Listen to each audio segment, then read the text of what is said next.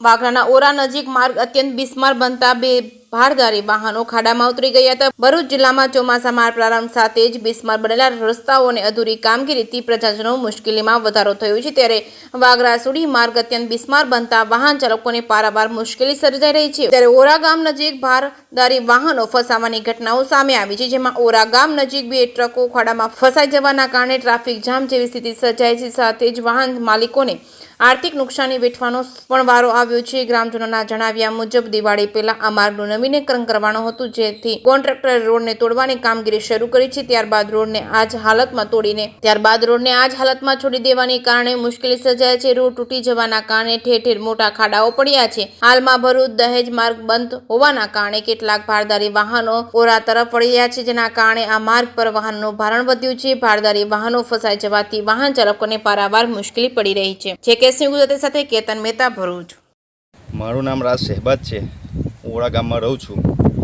હવે ભરૂચના કલેક્ટર શ્રી સાહેબ તરફથી ભરૂચથી દહેજનો જે મેન રોડ છે, મેન જે મોટી ગાડીઓ માટે એ રસ્તો બંધ થયેલ છે, તો ત્યાંના બધા મોટા વાહનો અમારા ઓરા ગામ પર જાય છે, અવર જવર થઈ ગઈ છે। તો અમારા ગામના રોડ દિવાળીએ ચાલુ કરવાનું કામ, તો એના પહેલાં કામ રસ્તો ખોલી નાખેલો છે ને હવે વરસાદ પડવાથી બધી ગાડીઓ ફસાઈ છે અહીંયા અને ઊંડા ઊંડા ખાડા પડી ગયા છે, તો અમારે અવર જવા માટે બહુ તકલીફ થાય છે। આ તમે જોઈ શકો છો, મોટી મોટી ગાડીઓ, બે ગાડીઓ ફસાઈ ગઈ છે અહીંયા।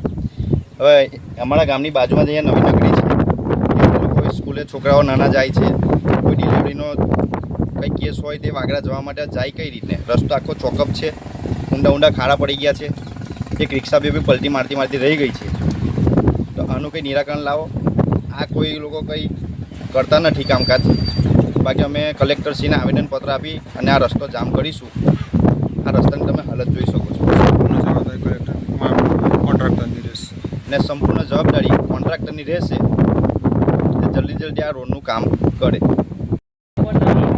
આ ઓરા ગામની ભાગોળે જે રોડ કાપી નાખ્યો છે કોન્ટ્રાક્ટરે, તે રોડ હજુ તક બન્યો નથી ને આ ગાડીઓ ફસાય છે અને ગામના લોકો હેરાન થઈ ગયા।